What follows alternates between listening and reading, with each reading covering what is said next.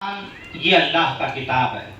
آپ اسے دنیا کے کسی انسان کی کتاب سمجھ کر کے کبھی نہ پڑھیں. یہ اللہ کا کلام ہے, اللہ کی باتیں ہیں. جب قرآن آپ کے سامنے ہو, جب قرآن آپ پڑھ رہے ہوں, تو یہ تصور کیا کریں, یہ خیال کیا کریں کہ میں اللہ سے کلام کر رہا ہوں, اللہ کی باتیں پڑھ رہا ہوں. یعنی اللہ تبارک و تعالی ہم سے قرآن مقدس کے ذریعے بہت ساری چیزوں کا مطالبہ فرما رہا ہے. گویا ہمیں حکم دے رہا ہے, اور رب قدیر کا حکم ہمیں ماننا واجب ہے, ہمیں اس کا حکم ماننا چاہیے. ٹھیک ہے, تو قرآن مقدس ہمیشہ اللہ کا کلام سمجھ کر کے پڑھیں, بڑے خلوص کے ساتھ, خود للہیت کے ساتھ پڑھیں, تاکہ آپ کو اس کے پڑھنے کا فائدہ بھی معلوم ہو. تیسری سب سے بڑی بات یہ ہے کہ قرآن تھوڑا پڑھیں, مگر سمجھ کر پڑھنے کی کوشش کریں. ایسا نہیں کہ بغیر سمجھے پڑھنے پر اللہ تعالیٰ ثواب عطا نہیں فرماتا, بلکہ بغیر پڑھنے پر بھی اللہ تعالیٰ ثواب عطا فرماتا ہے.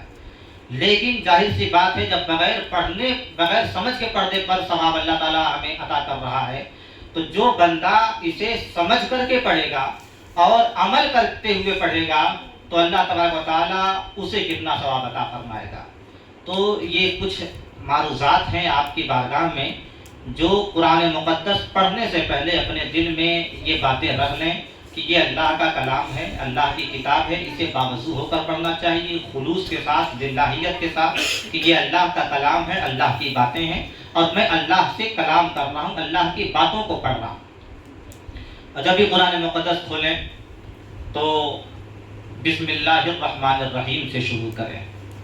چاہے کسی سورت سے شروع کریں, یا بیچ سے شروع کریں, یا کسی پارے سے شروع کریں, تو بسم اللہ الرحمن الرحیم سے شروع کریں. اور ساتھ ہی ساتھ اللہ تبارک و تعالی کی پناہ مانگیں شیطان مردود سے, یعنی اعوذ باللہ من الشیطان الرجیم بھی پڑھ لیا کریں. تو ہمارے ساتھ پہلے پڑھ لیں, تاکہ سننے کا ثواب بھی ہمیں مل جائے اور پڑھنے کا بھی